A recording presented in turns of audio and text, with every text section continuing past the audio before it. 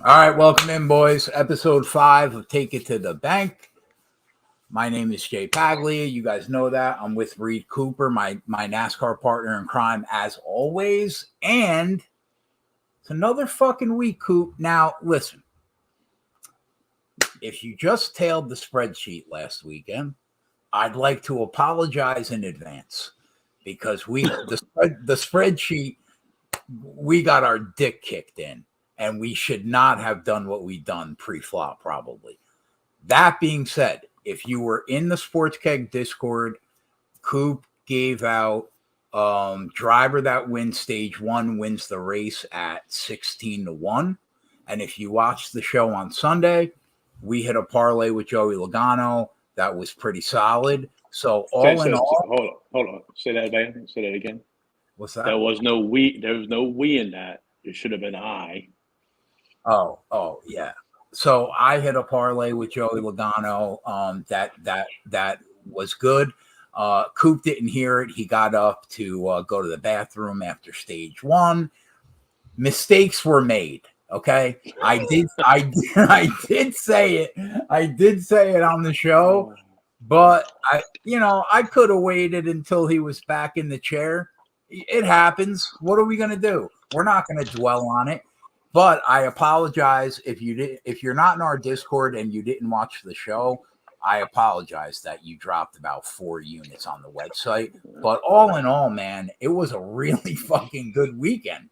I mean, we made a lot of money. We did good. Coop, how are you, buddy? I'm doing good, man. It's been an eventful day, I should say. Eventful day. I just lost $5K, like 3 minutes ago. So yeah, I gotta say thank you to Bet365 and Betfred, your buddy, and Caesars for not being able to pull the strings on those bets. Fucking Alabama, man. So I mean, Gav, man, Gav put it in your back, man. He shit the bed hard. He really let us down tonight. You think you know a guy, but clearly not. Do you think he's sleeping under the pier tonight? Yeah, I mean, he's given out hand jobs like for weeks because he had a lot of money tied into Houston and Alabama. So he's in bad shape. But I'll take the loss tonight if we do what we do every week. This is the 6th week in a row. We have made money in every Cup Series race this year. And last week was Atlanta. What were your takeaways from Atlanta? Looking back on it, we should not have probably done what we have done pre-flop, right? I don't even remember what we did pre-flop because I just remember I hit Joey Logano 16-1. We were on the Hendrick. We were on the Hendrick cars, and I think. Oh yeah, Hendrick and Bush. No, we weren't on Bush. We shit the bed. Yeah, we were on Bush. I don't know, but. It's kind of funny, man. I don't remember. I just remember Logano. And like before the show, you were telling me, I just lost the 5K. But you know what? Come Sunday, we do right. I won't even remember it. And I just proved that. Yeah, exactly. Yeah, exactly. So you're right. You're right. The prop bet was what saved my butt last week. So, and then the people that followed along. But as far as the race goes, I mean, I don't know. I mean, it's Atlanta. It's a super speedway. There wasn't much passing, to be quite honest with you. Like we're at Daytona and Talladega. We used to see like the second or third place car, be in that right place. Joey had a great lap, man, and took it I think from 4th or 5th to 1st. So, but. They're just so tough, man. And, we struggled with them for a while, and now the luck's turned, fortunately, for us. So, but, the key word I said there was luck, and that's really what it really comes down to. 100%. Yeah. I mean, when we go 0 for 4 on super speedways like the last couple of years, it's just because you have to be lucky. It's incredibly hard. We were fortunate last week. We were fortunate at Daytona with Ricky Stenhouse at 40-1. Right. I mean, I lost to Benedetto 66-1 on the last lap. We lost to Jones 50-1 on the last lap Yep. or whatever, Yep. and we got this one back on the last lap. So Man, that's I'll the way tell it you, goes. Penske, they just have power, man. They just have the speed in that package to get out in front of everybody and not look back. Yeah, when tire wear is not involved. Right. So I'm excited for this week. It's our first short track of the year. You and I tend Not to a do short track, road course, man. road course. I'm sorry, road course. That's all right. I understand you've lost 5K. You're flustered. That was Phoenix was our first short track, but I'm excited though because we normally do very well on these road courses. I think we won every race last year. So overall thoughts about COTA? Man, I don't know, man. There's no stages this year as far as the cautions go, so it's not going to be what we had last year or the prior year. So this is the first time ever betting on a stageless race, I should say. They're still going to get the points and stuff like that, but like I said, the cautions are going to continue, and that's the only way it's going to stop the race. So I think I expect there to be 3 or 4 cars that are really good, and then I expect there to be another 3 or 4 cars that are pretty good, and then there's the rest of the field, basically. And I think the 3 to 4 cars will be within 5 seconds of each other. Then the next 3 to 4 cars will be 5 to 10 seconds back, and then the rest of the cars will be 15 to laps down. And I really hope that tire wear plays some role in this because it's really enjoyable to watch a race and say, hey, I want to get on that driver. He's making up time, and then to watch him, make that time up and, get to the front because of that. So I hope that's the case that we see here. Otherwise, it could be a pretty, boring race. How many cautions did we have at COTA last year? Do you remember? Yeah, there were 9. 2 of them were from the stage breaks. And then the other 7 all happened in stage number 3. The first 2 stages went green. And those cautions that happened, it very well might not happen this year because only one of those 7 was an actual accident. The other one was, I think maybe one with debris, one with fluid or something like that. 1 or 2 because the car was stalled on the track or something. Just random cautions that if they stay spread out like I think they will, and there's a lot of runoff on this track, so I think there's a good chance that we see minimal cautions, at least until the first caution comes out. And depending upon when that first caution is, it could, create other cautions too. But I think later in the race is, when we could see a flurry of cautions if one falls. Right. So, yeah. Late cautions tend to breed more cautions. That's really just how it goes. Right. Whereas if the first caution happens, let's say on lap 4, I mean, I could see them running, once they go back to green, a lot of green flag laps. So, setting the race up like that, and now that we know for sure that there aren't stage breaks, to you, it has to really come down to the long speed run, right? Because you're not guaranteed to get them. Yeah, 2 things. You hit it right, managing your tires and long green flag run speed. And then 2, the strategy. What strategy plays out and how that plays out. And does the strategy, get benefited from a caution that comes out, or does it get, negated or really hurt you if a caution comes out. But it's really those two things.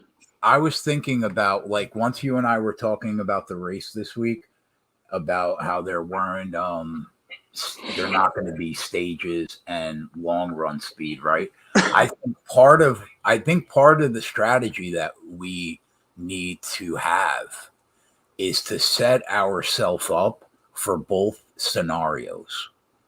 I think that we should be targeting long run speed, right? But I also think that we can target short run speed. Yes, to anticipate that late caution, right? Right. To try to find a happy medium between both. Right. And then, I mean, the other piece is, like, we got to really be on our ball game, pen and paper, knowing who pits at what and who's on what strategy and so on and so forth, because there could be up to 3 different strategies, for the contenders. I mean, there might be more, but, I would imagine that 3 groups do different things for the most part. Why did NASCAR decide to take the stages out? Was it because of the advantage people had up front? No, it had to do with the playoffs and them racing for the stage points, and the strategy was, the strategy basically became you had to short pit before the end of the stages, exactly. in order to put yourself in an optimal winning strategy. Right. So that's really why it was done. So to take that piece out. COTA, I know you wanted to check early in the week. How is COTA in terms of tire wear? That's the question. I used the Google machine and did some research and found out that prior to the inaugural race, I forget who it came from, but the 3 drivers, they all mentioned tire wear on this track. Well, I don't know if we've really seen tire wear on this track. We haven't. The times have not been that drastic from what I understand in the past. So what's going to create that tire wear?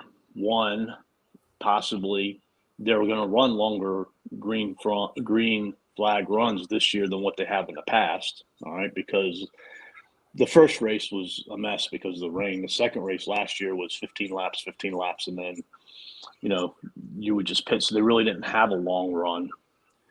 And then the other piece to all this is the new package that they're running. Package is supposed to create tire wear. Right. And we saw some tire wear at Phoenix. Not like a Darlington or a Richmond or anything like that, but more tire wear than what we've seen in the past. So at some point, I do expect, the tire wear to come into play. And then, I don't know if you watched practice or not, but I watched it 6 hours after it was, happening. I didn't know. Yeah, but they talked about the tire wear and, managing the tires, and who manages the tires and who got into the rhythms would, be the best beneficiary of it. So at some point, I do think it's going to come into play. How drastic is yet to be determined. But, the other piece, I think, too, with the tire wear is this is a new tire. Right. This isn't what they ran on last year on any of the road courses. So, Goodyear says it's supposed to create more grip, therefore providing more tire wear. But I mean, that's what they always say, I think some of it's going to have to do with the temperature too. Do we get an 85 and sunny day, or do we get a 75 and cloudy day? So we got to look at that too. Obviously, the hotter it is, the more, tire wear is going to be in effect on this track. So, it's just something we're going to have to watch So throughout the race. Are you throwing everything out from last year? Like, what do you like? I know they ran this package at Phoenix, right? Yeah, they ran it at Phoenix. But that's it. I'm not throwing everything out because this is the deal with road courses, that it's not going to change. The cream always rises. The cream rises, and the fastest cars are going to get to the front. Yeah, it doesn't matter. So, yeah, that's the thing that's not going to change. So I think there's probably 7 or 8 cars that could win, unless we see some, shenanigan and crazy stuff involving, some, unfortunate doings for some drivers, whether it be strategy or, mechanical issues or things of that nature. All right, so let's take a look at the contenders. So I'm going to use Caesars because they have a ton of lines up, and right now DK only has the winner of the race. Why are you even considering DK? Like, they only have a couple bets anyways. No, I know, but when we do this show, I always just look at that book when I'm going down the list. But I'll stick with Caesar. So Reddick was fast in practice, right? He had the fastest maybe not. Run. He had the fastest 5-lap run, but nobody really ran a 10-lap run at all. And Reddick did. Well, yeah, but I mean, for him to go up to compare numbers, nobody else ran a 10-lap average, right? But he did look good.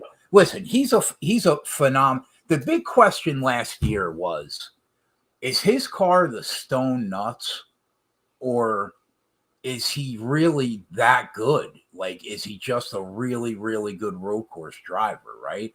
I don't know the answer. I always shade towards the car, always like 60-40 or 65-35 towards the car. But Toyota struggled big time last year on road courses. They were fucking awful. And that kid looked very good considering how Toyota looked last year on road courses.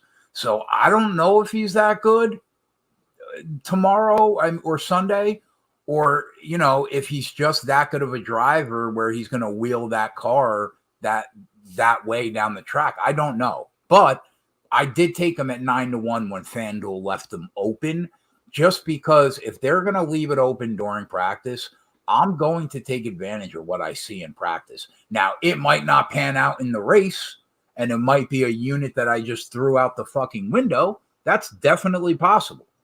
But if they're gonna open it and keep it open at FanDuel, I'm gonna bet it. So I took him at 9-1. He's plus 475 now at Caesars, but at FanDuel you can get him at 7.5 to 1. I think still. He was not your odds-on favorite all week, Coop, but right now he's your odds-on favorite. What do you think of what you saw in practice from Reddick? I think he's one of the 7 or 8 cars that could potentially win this race. I didn't make that bet. I can't bet a car that dropped off 3 seconds from his 5th consecutive run lap to his 10th consecutive run lap. I can't bet a car who those numbers are kind of skewed because he put down an absolute monster lap where he was several tenths of a second in front of his peers. And then, the rest of the field he was over a second better of. So that skewed that number. And then finally, I can't trust Toyota because they put down some good qualifying laps last year. They had some good short run speed. Where Toyota got crushed last year on the road courses was the long run speed. They had absolutely none whatsoever. And when he loses 3 seconds between the 5th and the 10th lap, I think some of that was because he might have, went a little wide on one of those laps that kind of skewed that number. But I think his numbers are skewed one way or the other. And like you said, He very well could be the class of the field, but I think people are overreacting. There's no way he should be 450, 475, whatever he is. I agree. Because, there's 6 or 7 other drivers that, I think could very easily, win. And I just couldn't do it because of what I saw with that time. At that time, I had no idea what it meant, but, I think a little bit of it might have been skewed. Like I said, Rory ran off, but still, that's a large drop in 5th to 10 lap speed. And then I think they even said it on the broadcast where, he was off throttle, and they were talking about where, he wasn't managing his tires very well either. Yeah. I think first of all, I think you're right that the number that's live at the book right now is absurd. It's crazy, and he could definitely not win, and it can cost me a unit for sure. I don't think he's like gonna be so bad that he's not a top 10 car or anything. Oh, yeah, I'm with you. I think that there's a group of 8 to 10 cars probably that can win this race on their best day, and he's one of those people. I'm with you. Yeah. So after that, Kyle Larson, I think we would both agree, also one of those 7 or 8 cars that can win. He's 6.5 to 1. Kyle Busch, who you and I bet at 8 to 1 or 9 to 1. 8 to 1 or 9 to 1? 8 to 1. I got him at 8 and 10. Okay. So we have him. He's 6.5 to 1 now. And again, you agree, Kyle Larson and Kyle Busch are in that group of 8 cars that can win, right? Right. Definitely. Yeah. After him, Ross Chastain, 8 to 1, Austin Cindric, 9 to 1. I put both those guys in the same bucket. If you look at what Chastain, Trackhouse was phenomenal on road courses last year. Chastain, I think, I don't know if he won, but he was the fastest. Oh yeah, he did win this race last year. Yeah, and he was he had the fastest speed rank there. If you look at what Daniel Suarez did on track. On road courses last year, he was in the top 10 in total speed rank in every single road course that we were at last year. So you would put both those Trackhouse cars in the same group, right? I would. I'm with you. Austin Cindric, 9 to 1, phenomenal road course driver. He was very good last year on road courses. He wasn't Tyler Reddick, but he was still pretty solid. I think the number's short at the 9 to 1, but he's in that group. You would agree? He would be my 7th or 8th driver who I think could win it. 9 to 1 is just a ridiculous number for a driver that put up 1 lap. That's what his number's based off of, is 1 lap. Tire wear again concerns me with him. It concerns me with Penske in general, because we've seen, that if there's any type of tire wear on any type of track, they struggle this year. Yeah, I'm with you. That number's crazy at 9 to 1, but you have to respect them on a road course. After that, Will Byron, interesting car this week, because the only Hendrick cars that we have seen really be able to drive through the field on a road course is, I would probably put everybody in Hendrick in that group except Will Byron. I think Bowman has shown that he can drive through the field. Larson and Elliott obviously have shown that they can drive from the front or drive through the field. But Willie B, man, I don't know, Coop. Like, I think if he stays up there all day, he could be in good shape. But it wouldn't shock me if we start to see him fall through the field if he doesn't get up there. Would you agree? Yes and no. I think, I don't know every single race for road courses, but I do know that quite often Willie B has been stake bitten from whether it be an accident of his other doings, things of that nature. And a lot of times it's happened when he's at the front. He spent a lot of time at the front. So I Yeah. don't know if he's really had a true opportunity to show that he could drive through the field. I don't know, like I said.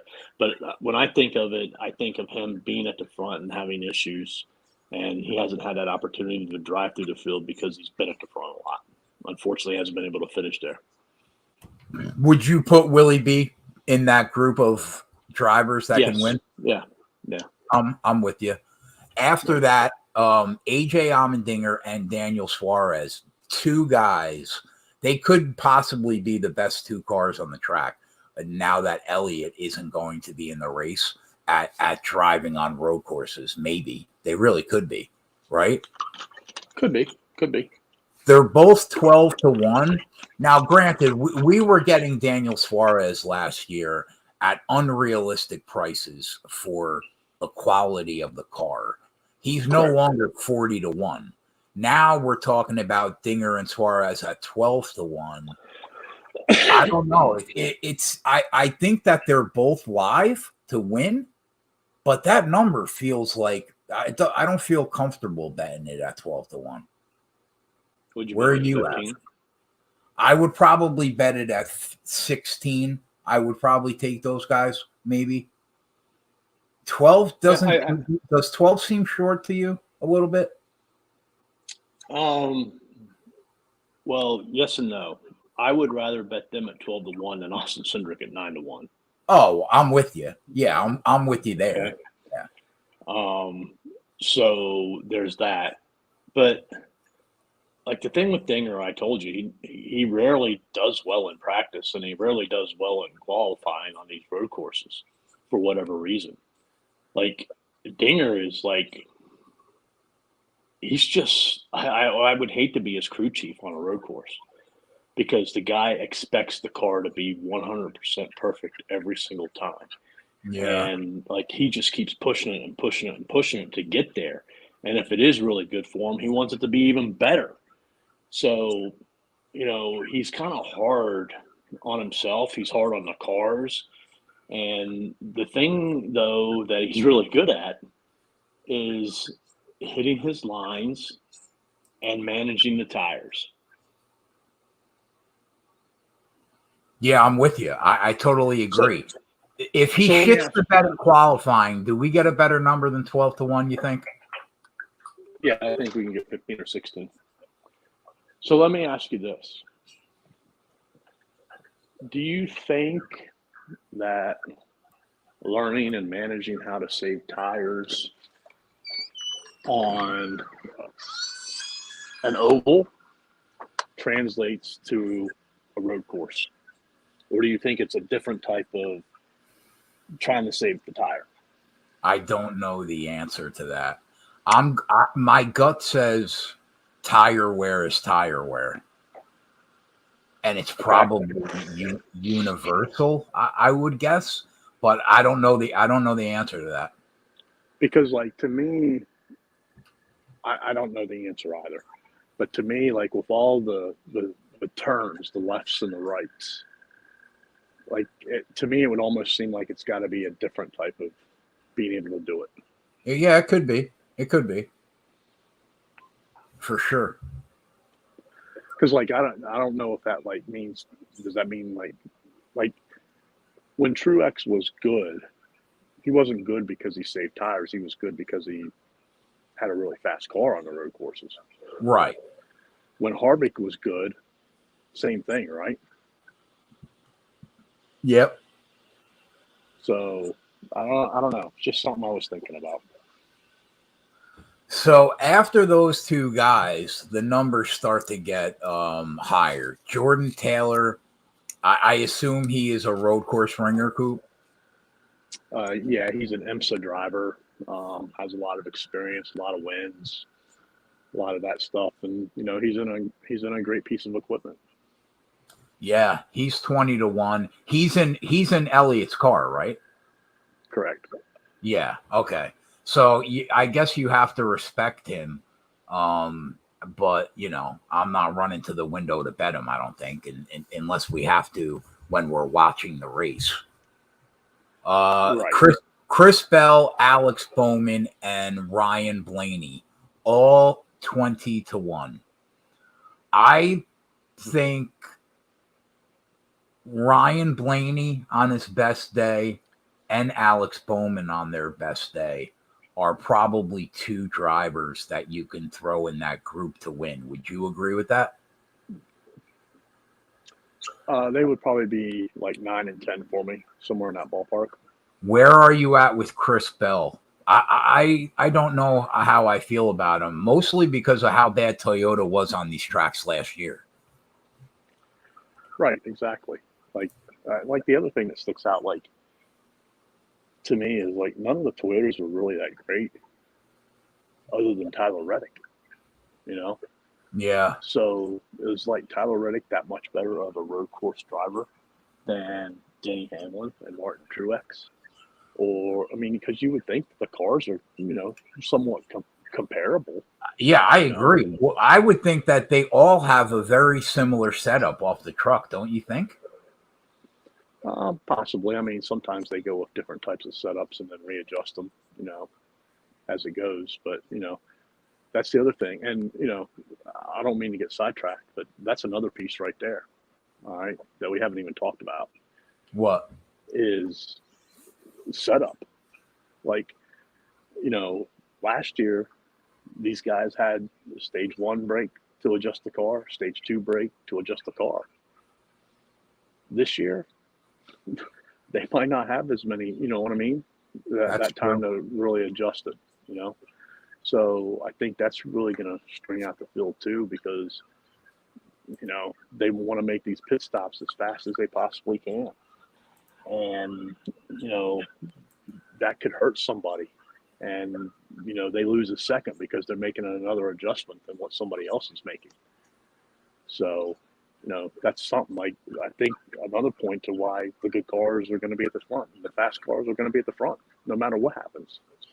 I think another thing is like Chris Bell was the 4th best Toyota in practice. But if you look at how he was far and away the best Toyota on road courses last year, he was 8th in total speed at COTA, 6th at the Indy Road Course, 8th at Watkins Glen, 6th at the Roval. Far and away the best Toyota on road courses last year.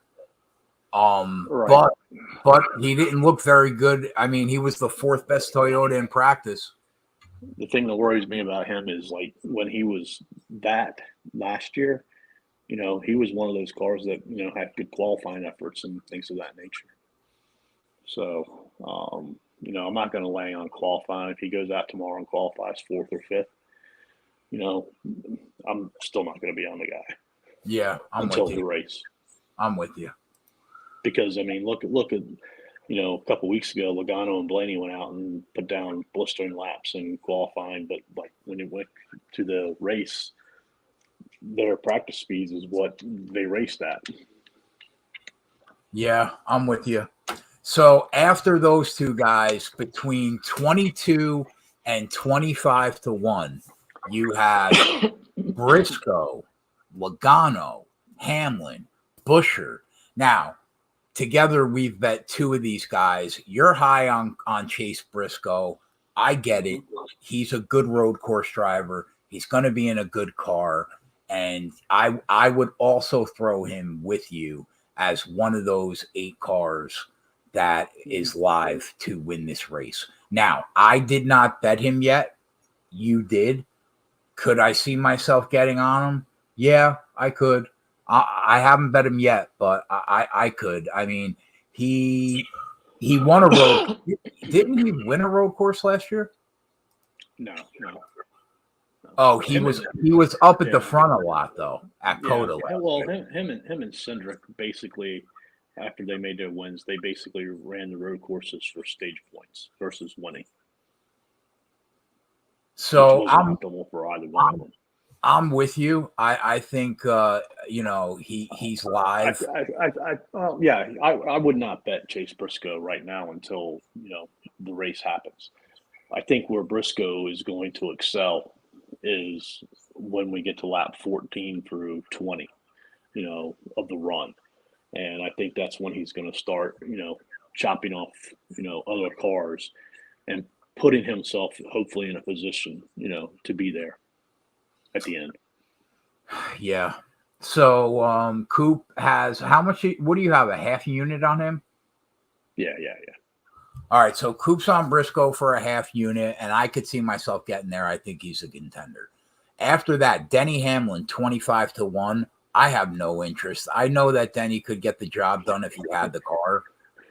There was races last year on the road course, Sandler. I think you and I could have drove better than Denny. He looked completely lost sometimes. Lost. Yeah. After that, Joey Logano and Chris Buescher at 25-1. Listen, low key, quietly, Chris Buescher might have been the third best driver on road courses last year overall. Like, very, very, very good. And we both bet him. Coop bet him at what did you get him at? 50-1? 50. Yeah. 50. By the time I got it, I tailed Coop because I knew how good that Buescher would be. I got 40-1. I only bet it for a quarter unit though. How much did you bet it for? Quarter. Yeah. But I mean, listen, man, the fastest car at Sonoma, the sixth fastest car at Road America. Watkins Glen was fourth. The road course he was seventh. He's going to be good, man. And he's a top Ford contender.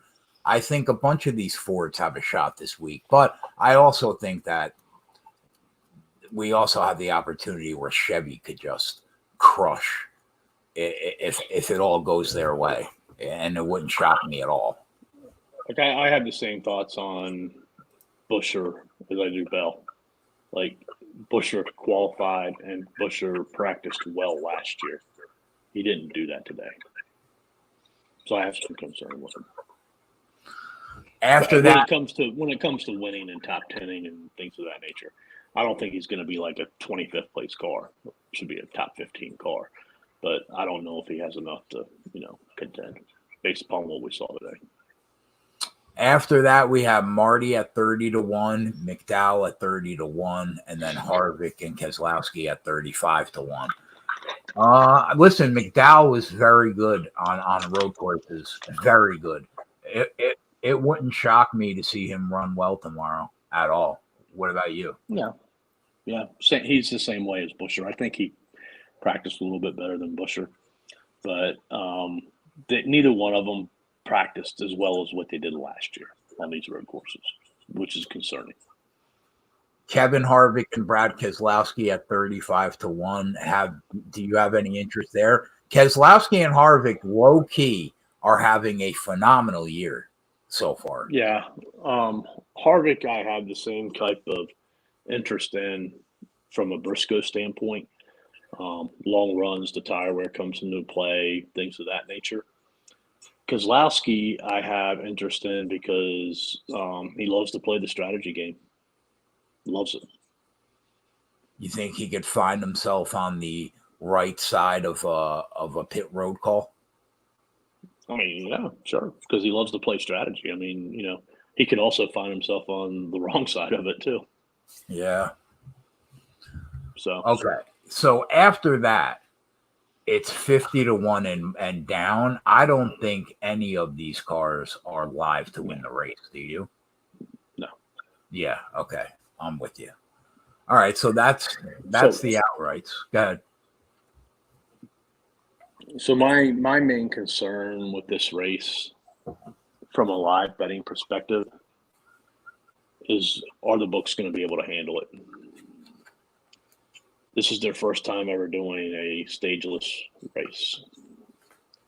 And if they operate based upon how they operate on all the other races, I could see a scenario where the books are not open very often. Because if we get 3 different types of strategies and the race goes green, by the time strategy 3 has played out, because the thing is, like, when the first cars pit, they close the books, all right, and they don't open the books back up until all the cars are pit. Yeah, a couple laps after at least. So I could see a scenario where the third group plays their strategy. Well, we ain't got but a couple laps until the first group comes back around and plays their next strategy, or the book's going to be open in that little short time. You make an interesting point. The only reason why books tend to err on the side of caution because they don't want the wrong exposure just because they made the wrong call. So, I mean, I guess you could be right. If this was a normal road course, I would say we probably lost all the books probably before the last two cautions happened late in the race. Like they would just leave it down and be like, fuck it. Right. I don't know how they will react to possibly this running green flag for a large portion. I don't know. I don't have high hopes based upon what I've seen from them. And the other thing, like we're not going to find out tomorrow because the only book that's consistently open, which I'll be watching, and betting on, if an opportunity arises, is 365. All the other books, like MGM was open a little bit last week, but other than that, nobody's open for Xfinity or trucks.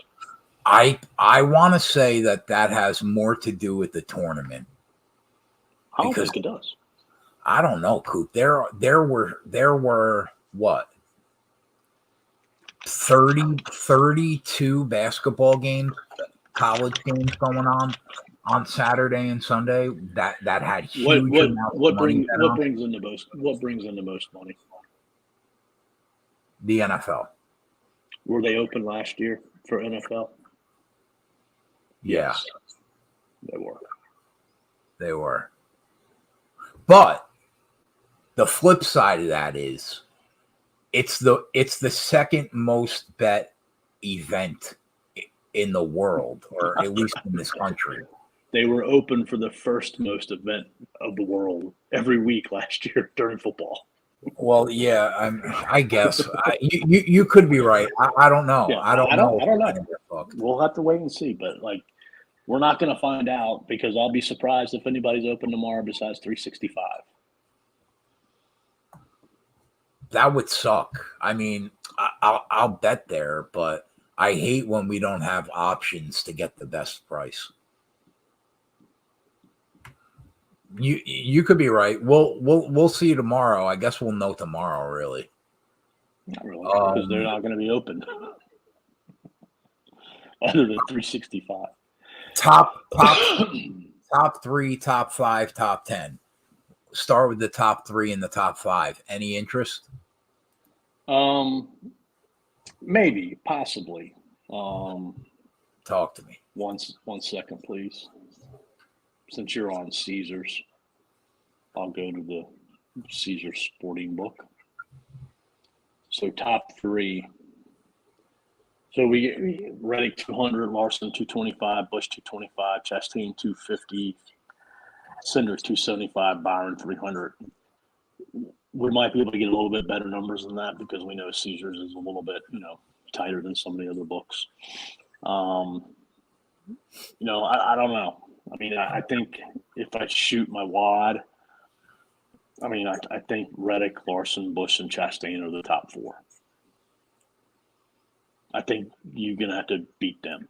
You're gonna have to beat one of them drivers. I don't disagree with that, but my problem is the price. Yeah. Like 2 more spots. You can only bet one. You can only really bet one of them. Yeah, because if you're going to bet the top 3, you might as well just bet them to win the race at a much better price. Because I don't feel comfortable betting Suarez or Dinger. They very well could. I mean, I don't mind the price on Suarez maybe because you're only talking 3 spots, man. That's the problem. Yeah. I know when we get the top 5s, it's 5, but like 2's a lot more. 2 makes it a lot more appealing. Definitely. There's nothing here that I would bet in the top 3 market. Hold on. Let's. Unless I was shooting my shot. Like you're high on. I mean, basically, they're basically the same as FanDuel. So.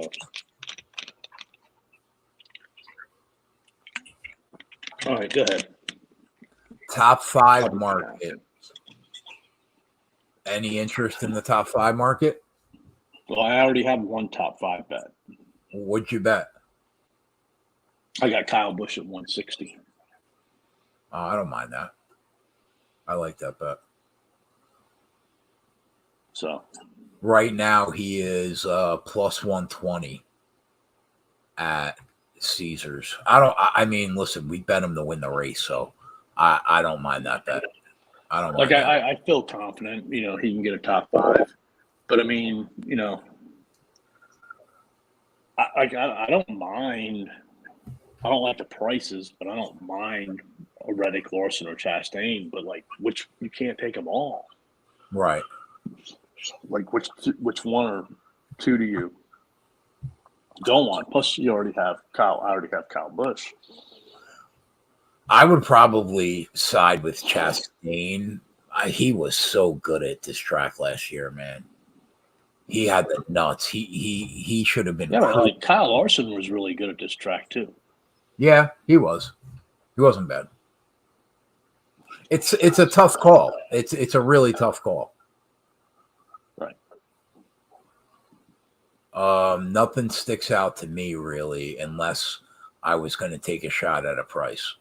But I'd rather do that in another market than to hit the top 5. So nothing from me. Top 10 market. I did bet 4 top 10s. I think I took Cindric and Suarez at minus 104 or 2, I want to say. Yeah, something like that. Yeah. And then Allmendinger. Oh, the Allmendinger one went down. Fuck me, man. I forgot about that. Alabama lost. I forgot about that. So I do like Allmendinger. Oh, wow. He's minus 225 now. Fuck you. Oh, let me check. That went down. He was minus 250 when you bet him, right? No, he was 150. It was at Barstool. I have to check that book. That would be the only book that I think that you can tie something to him to crack the top 10 because the prices are crazy everywhere else. I don't even have top 10s at Barstool. What an atrocity. That's so dumb. And then, so I took Cindric, Suarez, and Buscher at plus 150. What do you think about the top 10 market? I didn't get on any of them bets. I would probably have to tie it into a parlay somehow to get on any of these guys. Because, Buscher's 135, McDowell's 145 at FanDuel. I just don't know if it's worth the price. Because when we've been betting these top 10s in the past, we've been, betting them at 250, 300, 350, 400. That's true, but I do think that there's something to road course drivers on road courses. I think it's a lot easier to predict who you think is going to crack the top 10 at a race like this. It is, but to me, there's 14 or 15 that have a chance. Yeah. So that's 4 or 5 that could possibly miss, and I would not be surprised if Buscher misses or McDowell misses. Yeah, that could happen. What if Jordan Taylor finds the top 10? I mean, he's definitely going to have the car to do it, probably. Right. That takes away from, somebody. What if Harvick finds the top 10 or Keselowski? Wow, that guy is minus 160 to hit the top 10. Jesus On what? Christ. On Barstool? On Caesars. He's plus 175 on FanDuel. Oh, okay. Let me look at those prices instead, because there's nothing here that intrigues me. Like, I'm not taking a chance on Haley or Gibbs and Dillon and Prix and then this week. So I bet. Well, now I bet those 3 because the Allmendinger bet is out. I think that I've got a good shot at least to hit 2 out of 3 and bank some. I agree. After the top 10s were there. Oh, well, the best fucking spot on the board is the top Ford market, looking at the top manufacturers, because some of those prices are solid. And I think that there are 7 or 8 cars, and so do you, that can get the job done. You can't bet them all, which is tough unless you're going to try to tie it to a parlay to get much better prices. But you want to try it as a parlay? Yeah, I'm not done. I'm definitely going to try again. 100%. Bro, we've made so much fucking money. I love it. We've made so much money since December that I might try 2 more times. If you go. Wow, look at the only thing is, like, have you looked at the Ford numbers now? Yeah, they changed big time. Austin, not really. Cindric is plus 190. Yeah, that's the only driver that really changed, though. Well, yeah. Well, they pretty much got better. Well, no, they changed. Briscoe was plus 700. Now he's plus 600. Busher was plus 750. Now he's plus 650. They changed a little bit. But yeah, I mean, look how appealing those numbers are if you can tie them to something that you can get home. 6-1 at worst, other than Austin Cindric, is not bad, man. He's no fucking guarantee to be the top. Where are you seeing 6-1? Caesars.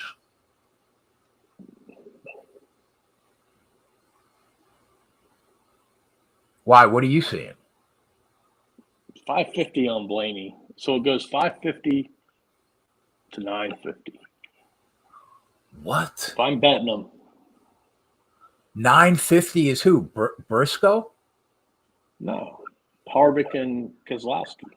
Oh, yeah. So that's basically what I have. But if the numbers from yesterday were all different except Blaney. Like I like the numbers on Fred. What do you have there? Well, Cindric's 220, so that's a little bit better. Blaney's 505. McDowell 600, Briscoe 650, Busher 795, Logano 795, and Kez and Harvick are 11. Those are better than what I'm seeing right now by about $1. Right. But man, Austin Cindric being that's low. So, like, how would you attack that? Would you attack it to where? Are you going to put the same amount of money on everybody and just win a little bit with Austin Cindric? Yeah. I would bet exactly what I did, 8 quarter unit shots. Or would you try to, maybe win a little bit on Cindric, but, try to load up on some of the other ones that are a little bit more? I mean, you could do that. But, I mean, when you're talking about 8 people, you could be 4 units invested real quick. Right. There has got to be a way for us to get 15-1 on all those guys. Oh, there it is. And we'll still make 8 units profit. Well, no, that's not true. because we're only betting quarter units. We would still make profit, though.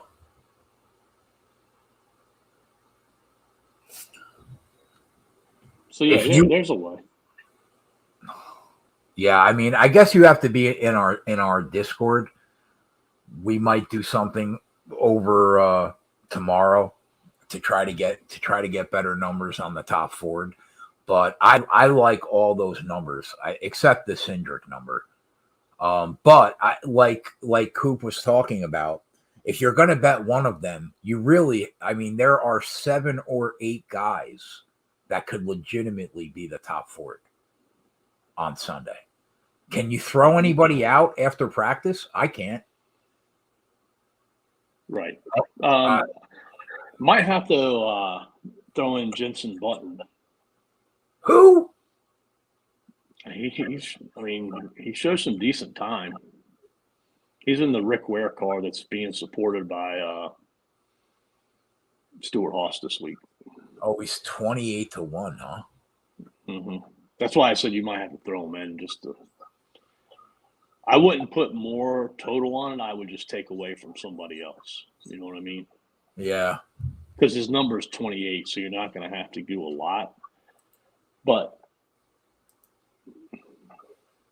so I found a way to get to it. I mean, if you want to, you think Kyle Busch and Dinger are going to win, right? Tomorrow. I definitely think Kyle Busch is going to win the truck race for sure. Listen, last year on those road courses in the X Series, it really was all about Dinger, Gibbs, and whichever Hendrick car was going to be in the race, one of those Hendrick drivers, whether it was Bowman or Byron or Larson, one of those guys. So I think the Xfinity Series gets a little bit more murky because don't you think that there are 3 probably legitimate cars that can win that Xfinity race? Definitely Byron. Possibly Custer. Possibly. Oh yeah, Custer too. Yeah. Possibly solid. Gibbs. Yeah, so, yeah. So, but I'm with you in the truck race. I can't see how he loses. All right. So if you take the 2 of them to win, it's going to give you the same amount of numbers as what you were working with for your other parlay, basically. And basically, you just hope that Dinger gets it done. Yeah, hold on. I guess that's a way to bet the other 2 races without getting heavily invested. I don't know. Dinger, so much shit can go wrong in a race, though. Definitely. We could just be totally dead and never have a chance. You know what I mean? Right. But I totally agree with what you're saying. If a mistake is made, it's going to be much easier for Kyle Busch to find his way back versus a Dinger because Dinger's, got Gibbs, Custer, Austin Hill, Sheldon Creed. Not to change the subject or not, but man, freaking Junior Motorsport sucks this year. Yeah, huh? Brandon Jones isn't doing anything in Gragson's car. Allgaier has been MIA. Josh Berry can't keep his fucking car on the track. They've been a nightmare. Yeah, I agree. Totally. Compared to last year, it's unbelievable.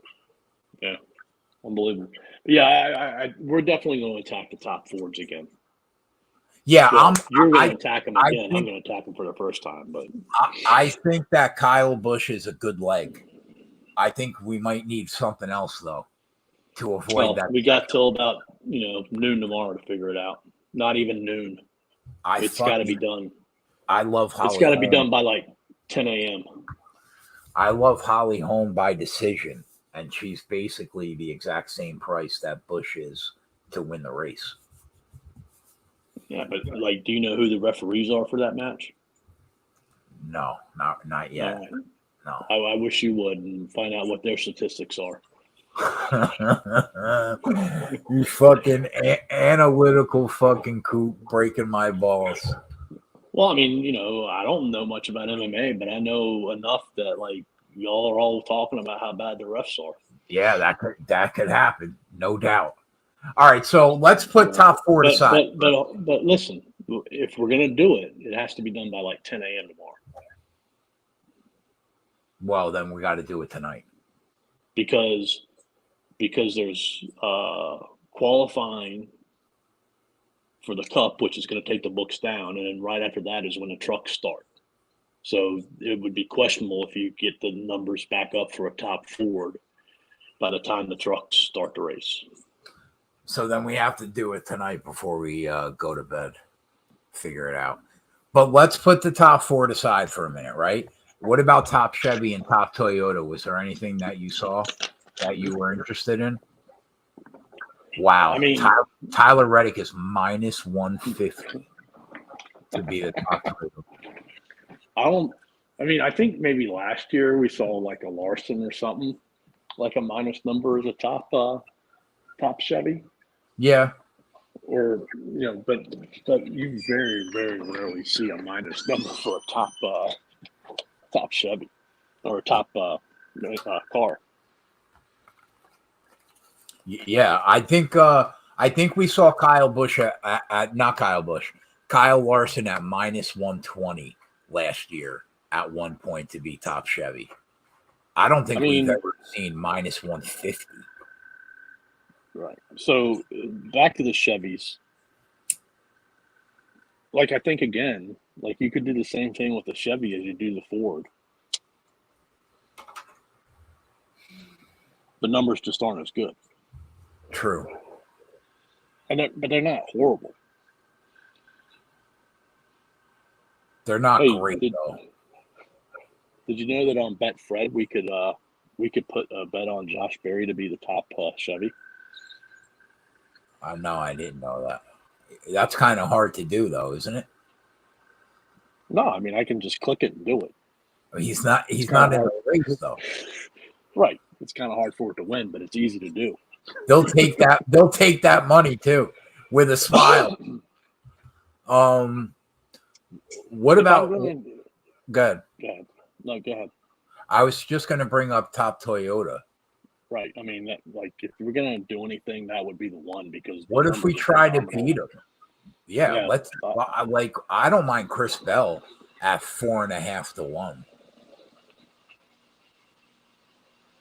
You get him on 515. Like I'm not against a shot there. 6 to 1. 635. Truex is 635. Gibbs is 13, and Bubba's 23.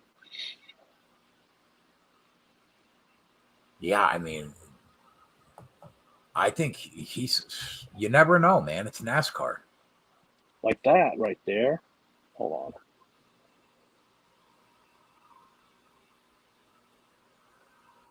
Like I could just tie that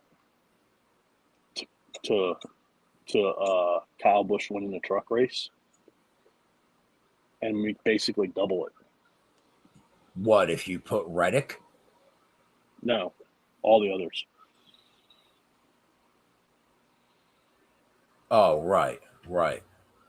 Yeah, I mean, why because can't? if you're gonna bet 5 of them, like I think we need more than 5 and 6. Oh no, yeah, I'm with you. I agree. Right. I agree. Listen, Reddick could win the race, and you never know, but he can also have an issue and be dead for the day. Yeah, I mean, he could also kill us right away. True. That's a very risky bet, man.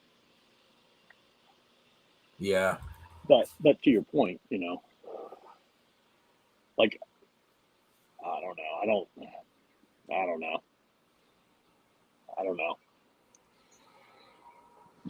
Keep moving on.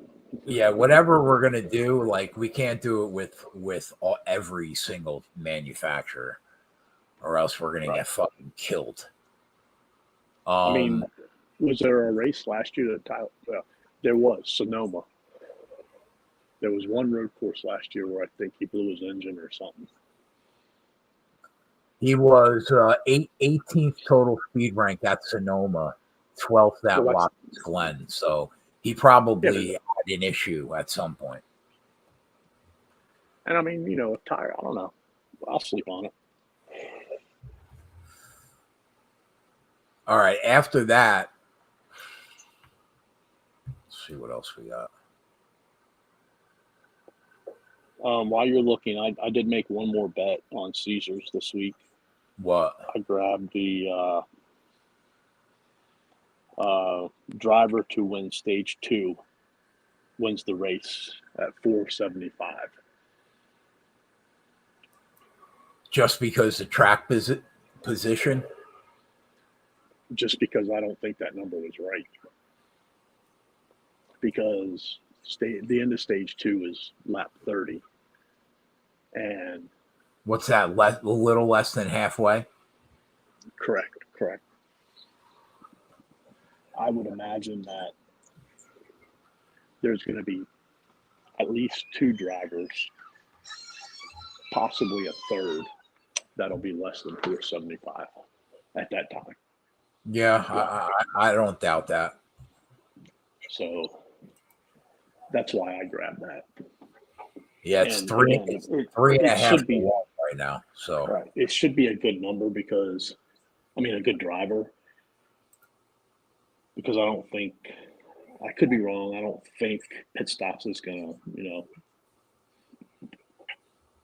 get me on like an Austin Dillon or somebody like that. After that, I don't really see any other props that interest me. Did you look at the groups at all? I looked at the groups on MGM and nothing really, I mean, not MGM, on Caesars, and nothing really stuck out. Let me look at my notes. I do have 2 groups written down. I don't know who they were. Group D, 365, and Group E, Betfred. Betfred doesn't have the groups back up, I don't think. Hold on, let me double check. I'll check that 365. Yeah, they don't have them up. So, Bet 365 doesn't either. What about head-to-heads? You know, it's interesting that you bring that up because I was thinking, like, if you're gonna bet a minus number, this is the week. In head-to-head matchups against one other car on a road course. But I thought that when I took a look at them, a quick one, and they look pretty hard. I don't know who has them now, but DK did have them. Yeah, Betfred has them right now. What do you got?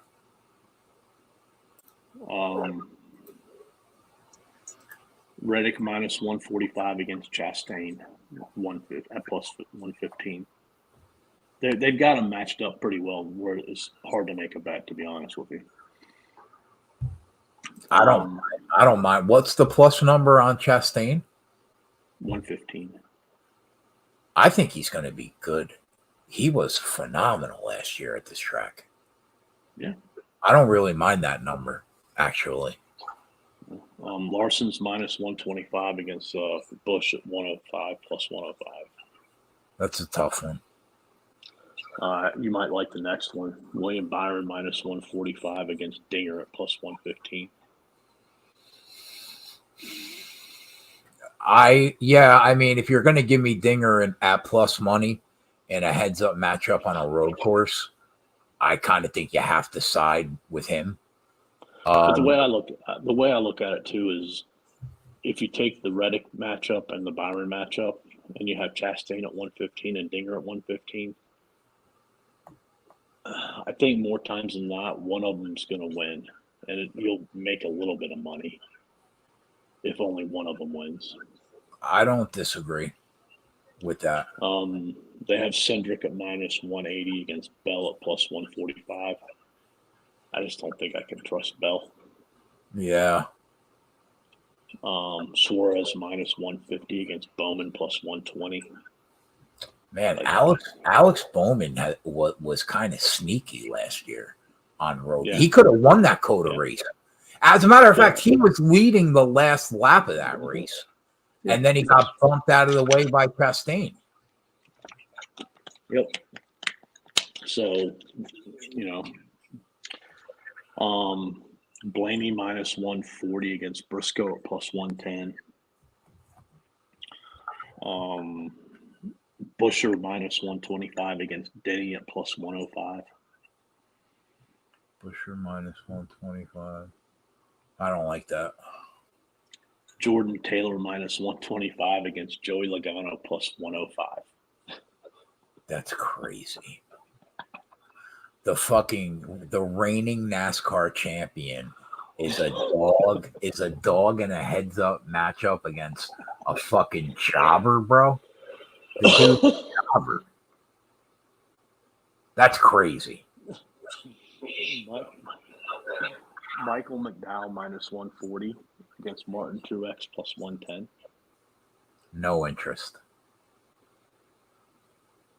Kevin Harvick minus 125 against Gibbs at even money. No interest. See, like the way they have them matched up, like you can't take the minus numbers because one, too much juice, and two, it could go either way. There are a couple. I'm with you, like with the plus numbers. Yeah. Yeah. I think FanDuel has some too. Hold on a minute. Yeah. Hold on. Logano and Hamlin both minus 112. No way. Suarez against Cindric both minus 112. The numbers are horrible. Busch minus 108, Reddick minus 118. No. Like they don't have no plus numbers on here at all for Pit FanDuel. Screw. Where was the other book that you just brought up? That was Fred? Yeah, buddy. Fuck that book. I would probably bet a couple of those though. Like the plus money with Chastain, I would sign off on. The plus money with Dinger, I would sign off on. And then I think there was one more that you said that wasn't that bad either. Yeah. Bowman. You get Suarez. Yeah. That's an interesting one too. At plus 120. So on the groups for FanDuel, like they have Larson, Chastain, Busch, and Reddick. I can't, do that. Yeah. Then they have Byron, Dinger, Suarez, and Bell. Byron, that's a tough one. There are three guys there. Yeah. This one, maybe. They have Cindric, Bowman, Blaney, and Hamlin. You shoot your shot with Cindric and Bowman to beat Blaney and Hamlin? No. You can't. Who? You can't because it's 200 and 250. So you would have to take one if you were going to bet it? Right. Because if you bet two, Cindric would just basically even. Why is his number so low? Was he really good in practice? I threw down one lap. Total, he raced one lap? Look at his numbers.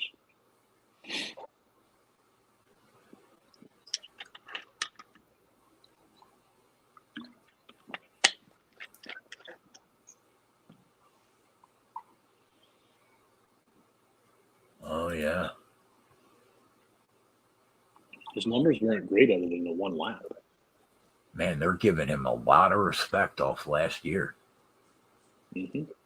That's kind of why I still like the Ford, because I could see, one of them other drivers, outlasting him. Yeah, I'm with you.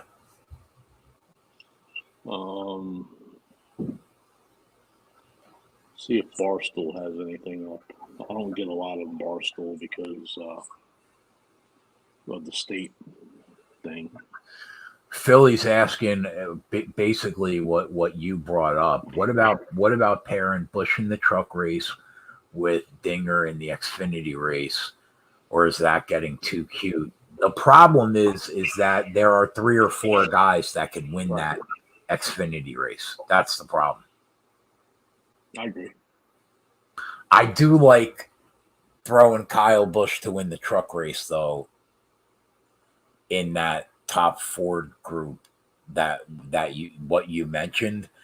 I think that there's a good chance that we can get there with him, but we would have to really look at exactly what the numbers are that we get from just putting him in there. Can we put a matchup in there, Coop? Will they let you do that? Hold on 1 minute, Ryan. Yeah.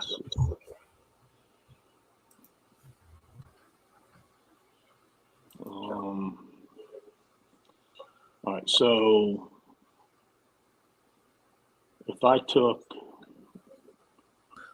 by the way, we sound like if this is the first time you've ever watched a show, NASCAR show with me and Coop, you would think we're the 2 biggest idiots that ever bet on NASCAR in our entire life. But here's the thing. We're up so much money. Now we're just fucking around, basically. so I can't on Betfred. I tried Bush in the trucks, Ross Chastain over Tyler Reddick, and Austin Cindric top Ford, and it won't let me do it. Fuck. That would have been a good. That would have been a good way to get. It won't let me. As far as Betfred goes. Let's try. Hold on.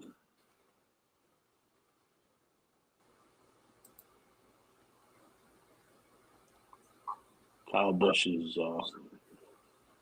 even money on the trucks at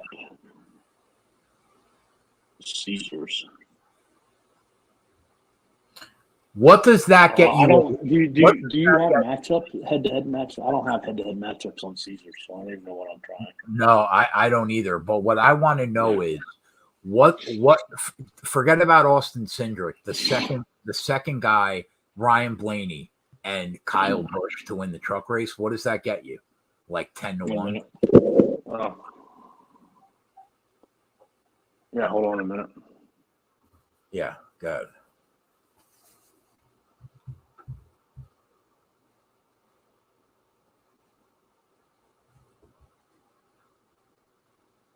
$11.70. That's not awful. What is it with Cindric?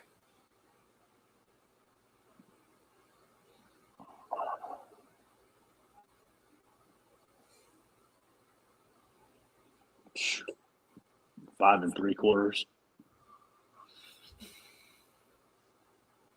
I think that we can get away with just Kyle Busch from Ryan Blaney on back. But if we wanted Cindric, we would have to throw something else in there.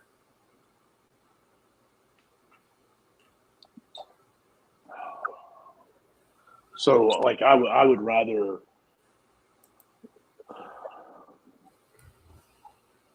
I don't know. Like, you're talking like do Busch and everybody else as a 2-legger, and then find something else as a 3rd-legger. Right. Cindric. See, like, it feels more safe, doesn't it? Well, from a money perspective, but from a betting perspective, no, because then we got to win an additional leg. No, I mean I'm talking about from Ryan Blaney on back. It feels safe just to put him with Kyle Busch, and that's it from Ryan Blaney on back, right? Don't you think? Right. But I don't feel safe adding a 3rd leg to Cindric. Well, Coop, unfortunately, because what are you going to do? You're going to bet 530? I don't know, but I mean, like, I think maybe I just bet it at a way to where I just win a little bit if Cindric wins. Because I would hate, break even with it. I would hate to see Kyle Busch win and then Austin Cindric be the top Ford, and then Holly Heim, gets knocked out. I'm just using her as an example. Yeah, I got you. I know. What you're. So, like that would tilt the crap out of you. Yeah. I guess you could just say if Austin Cindric wins, you break even or make a very small amount of money, and you're hoping for a big price. Exactly. I don't know. I guess there's different ways to look at it. I mean, he's far from a guarantee to be the top 4. That number is crazy. I agree. And what do you get on the Kyle Busch and like Keselowski or Harvick? What's the back end of the price? Hold on.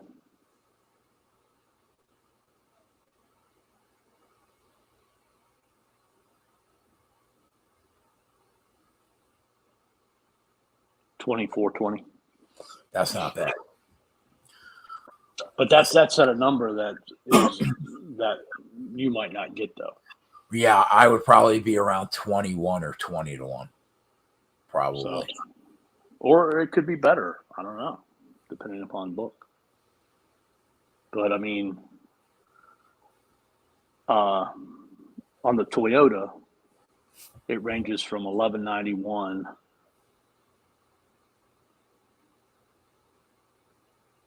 to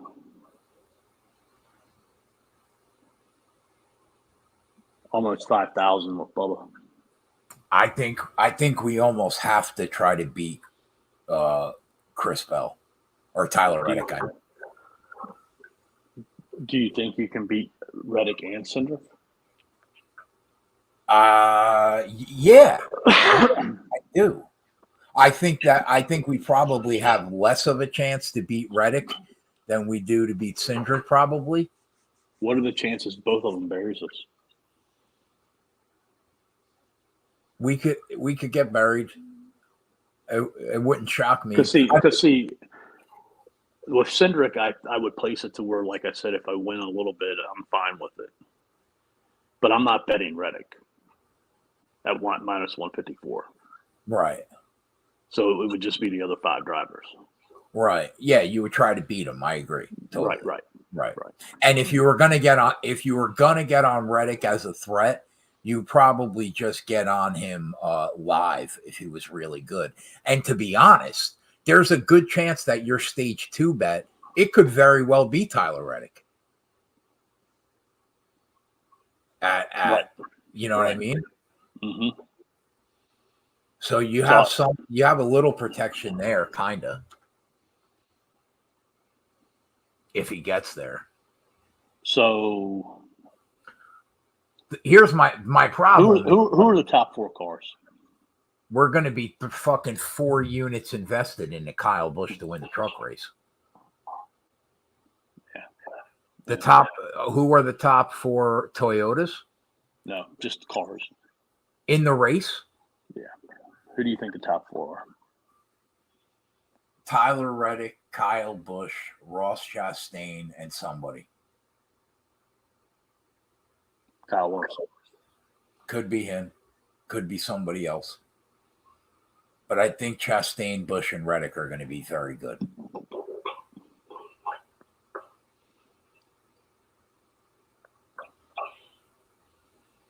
Because, 2, 4, 6, 8. The other way we could go is tapping Kyle Busch to the 6 or 7 drivers we think will win the race. Yeah. At much bigger prices, definitely. Not really. I think the farthest. Yeah, you're right. The farthest I'd go down is a Dinger or a Suarez at 12. Actually, when I think about it like that, it's not worth it. I think we would have to stick with it's easier to beat all the Fords than it is to beat the winning cars if the numbers are going to be around the same. Right. I think I would stay away. Because, a Bowman could possibly, or Blaney, if something crazy happens or whatever.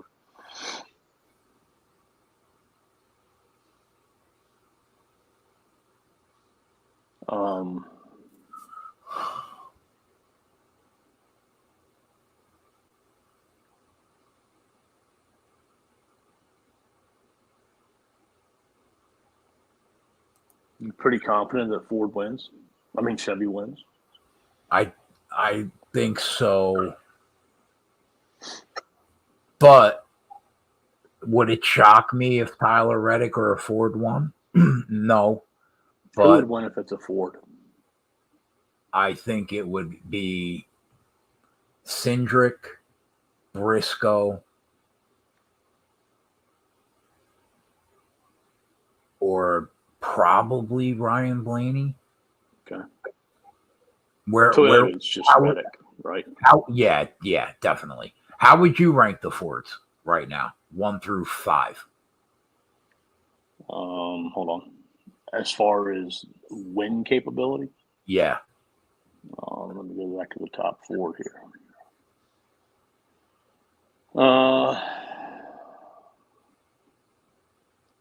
Cindric,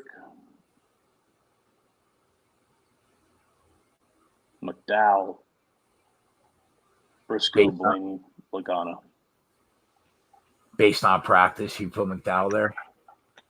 Yeah, I think McDowell's a little sneaky. All right, so I don't know. For whatever reason, I'm just not on Busher. We're basically right there. I mean, the top 3 are out of the 4 is what we agree on. I think you're right. McDowell, he could be sneaky. His practice was good, and he was phenomenal on road courses last year. But I don't know. Maybe he isn't. I don't know what to make of Busher looking average. I'm not sure. Right. PointsBets doesn't really have anything.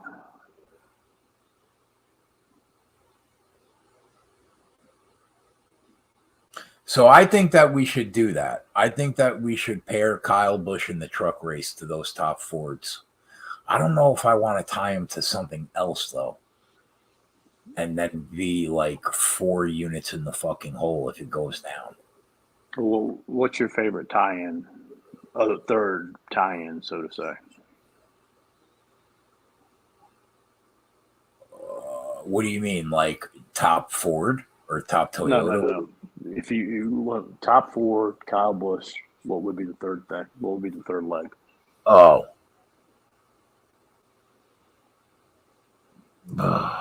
I'd have to really think about that tonight.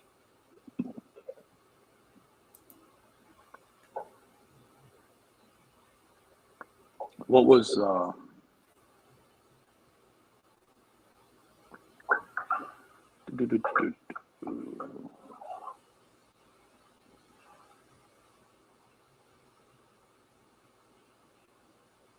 I mean, is Florida Atlantic really going to beat Kansas State? I don't know. I mean, Boynton's on them. He's on Kansas State, Stevie. Gav, I think, leans that way. They both love UConn to get it done tomorrow. Yeah, but I mean, I think like Gonzaga has more of a chance to beat UConn than although like Kansas State's only a 1.5 point favorite. Right. Right.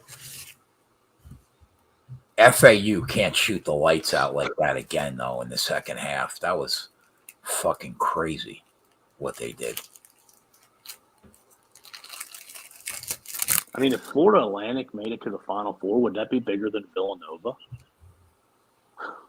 Yeah. In the Final Four? Oh, yeah. That way bigger. That would be like they were in a fucking awful conference last year. Or this year. Who FAU is what? Conference USA, I think. Shit, I don't know. Those schools move around so much now. I mean, they play in different conferences every other year now. Villanova is like a powerhouse in the Big East, That would be FAU. It wouldn't be quite as like Mary's last year or St. Peter's. I mean, but it would be big. It would be pretty big.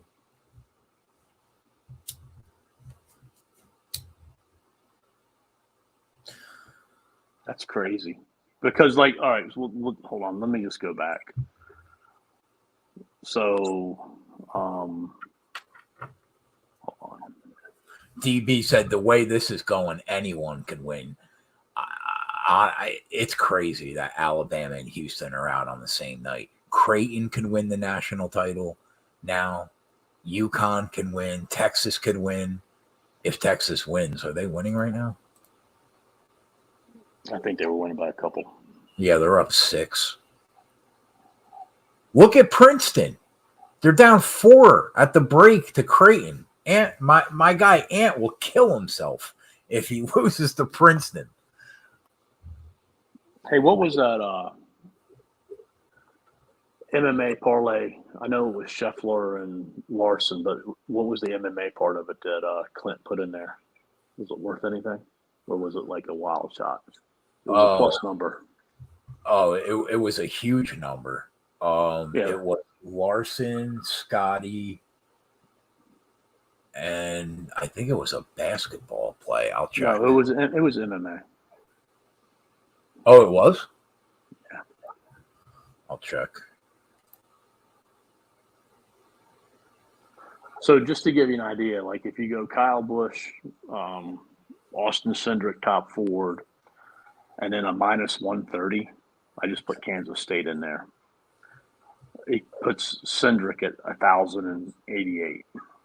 Oh, he's on Cheeto. He's on Marlon Vera to win the main event. I think that's live, definitely. I bet Cheeto in round 3, 4, and 5 on the spreadsheet. But then, if you start with Blaney, it gets everybody at like 21. All the way down to 1,100 at Harvick is 4,400.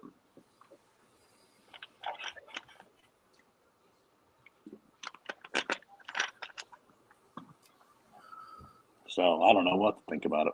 Yeah, we'll think about it. Simone says nobody likes Parker Kligerman in the Truck Series. What do you think about Kligerman? He was having some type of issue today, they said, in practice. Obviously, they didn't go back and fix it, but that was in the trucks. Yeah, I just don't see any fucking way that Kyle Busch loses this truck race. I mean, there's ways, but as long as his truck stays on the track, if he stays clean, it's going to be really hard to beat him. Really hard. All right. Well, but again, we were probably saying the same thing last year when Zane Smith beat him. Yeah, you're right. We probably were. Xfinity's been a little I think we've been doing really well, but we have not won every Xfinity and truck race this year. That's where they've gotten us a couple times this year, but we can't complain. So Coop and I will figure it out. Check the website, get in the Sports Keg Discord. We're probably going to link Kyle Busch to those top forwards, but just check the website and get in the Discord. There's a link on my Twitter account. In terms of what we are on right now, Coop is on Kyle Busch, top 5 at plus 160. We are both on Kyle Busch to win the race at 8-1. I took Reddick at 9-1. We both took Buescher for a quarter unit at 50 and 40-1. And Coop has a half unit on Briscoe at 22-1 to win the race. And that's really the only. I have the top 10s: Cindric, Suarez, Buescher. You could check the website. And I got that prop on Caesars for the winner of stage 2 at 475, but that number's gone. Oh, right. Winner of stage 2 wins the race. That Fred has Bush at 10-1 now. Fuck. Should have waited. Never know. But that's it, boys. Check the website, get in the Discord, check that. Anything else we add, that's where we will be, regardless of what you're on. Good luck this weekend. We'll be live all day tomorrow and all day Sunday trying to make money. We had a great weekend last weekend. We'll try to continue that this weekend. And that's it. If you're going to crush, do it responsibly. We'll see you guys tomorrow. Later.